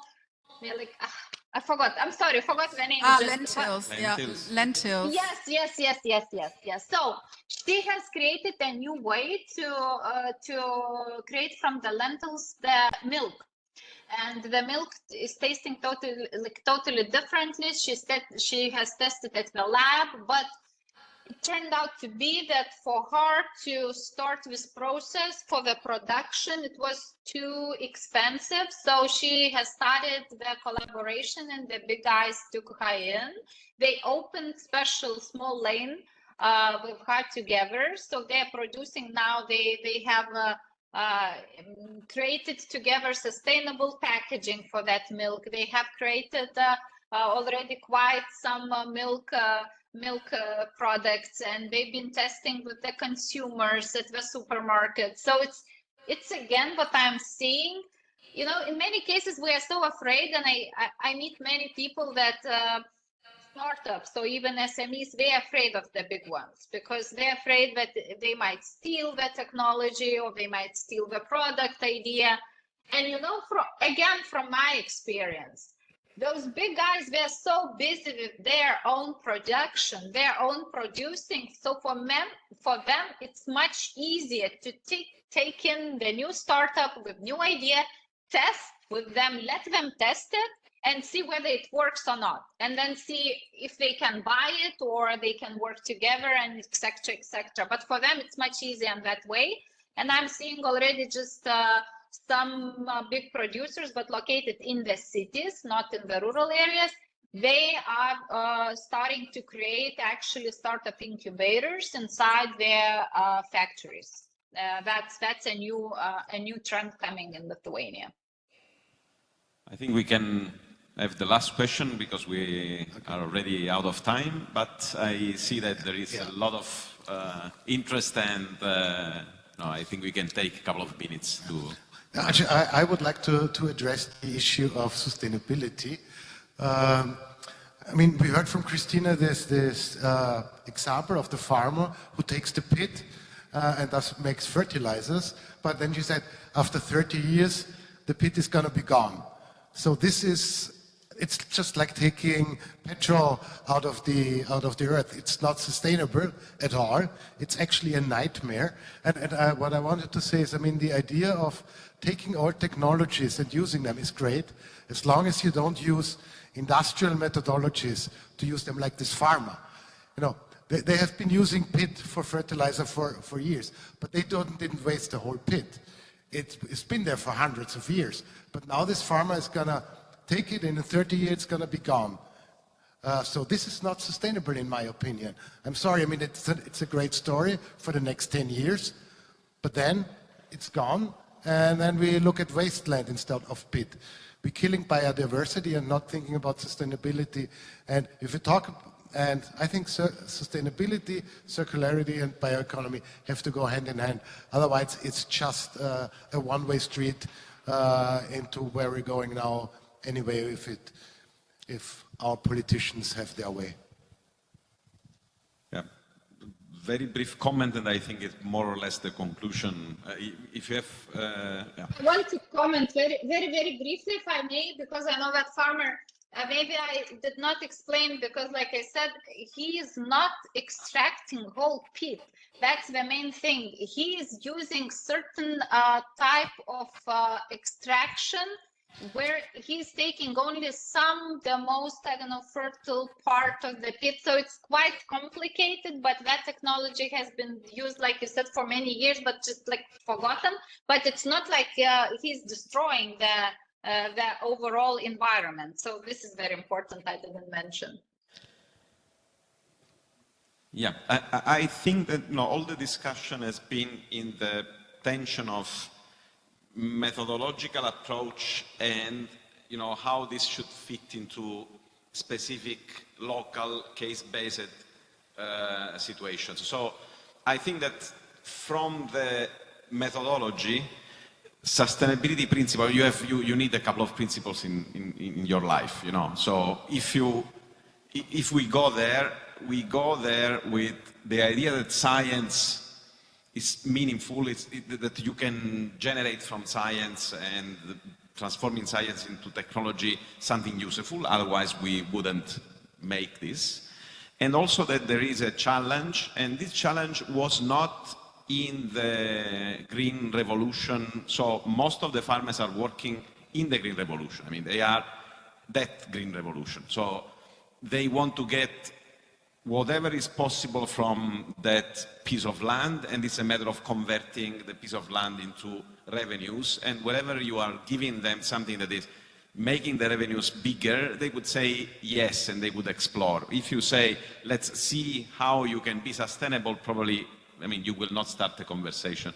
So again, this model is trying to switch the overall system and creating a new combination of factors which are making the rural area sustainable, I mean, it's the list of priorities in the model of the Commission. I think that in this, I mean, the colleagues of the GRC, they've been right. I mean, they've been setting up a model.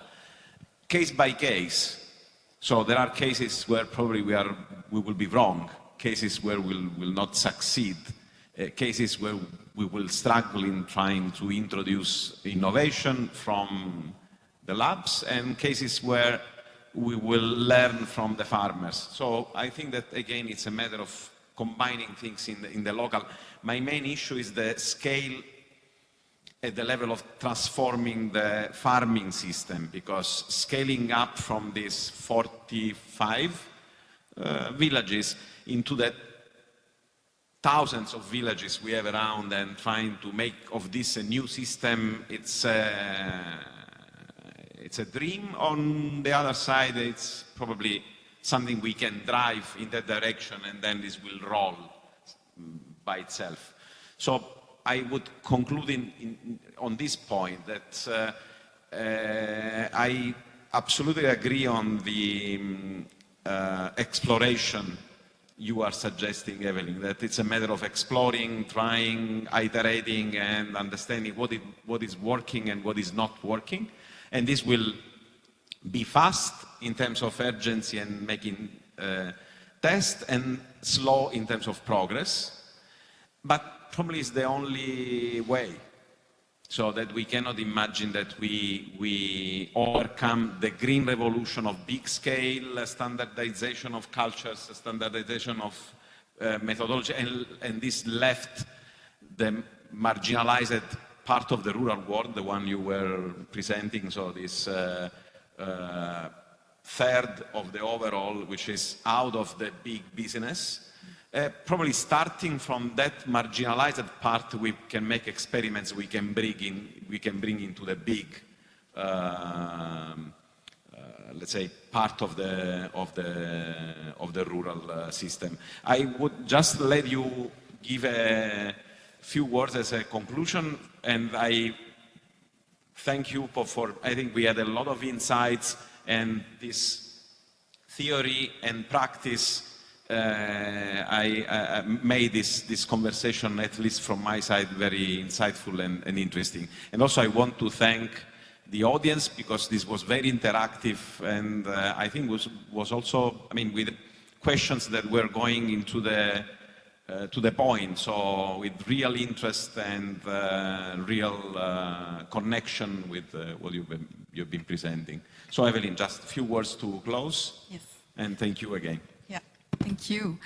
In terms of bioeconomy solutions, for me, the most important part is really knowledge exchange, to make sure that what we have understood at a scientific level can get into practice, but get inspired by practice as well. And to not forget to always keep the discussion up on what is really sustainable, what is circular, what is healthy, and to, you know, to get the dialogue going. That's the most important part for me. Christina.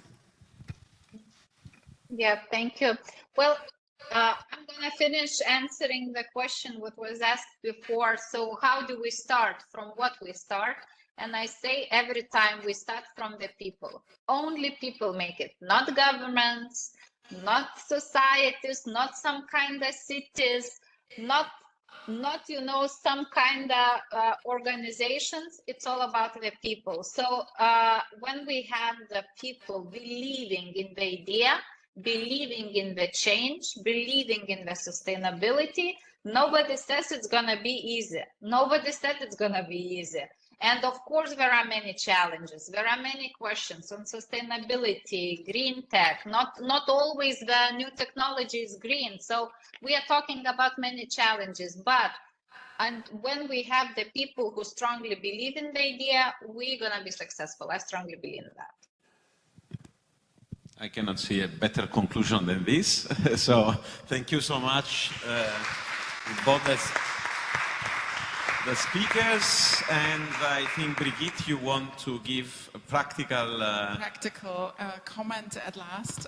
First of all, also thank you very much from my side, and I have little presents for you. One for you. Yes. Welcome. And thank you as well. And, thank you. And Zina, please.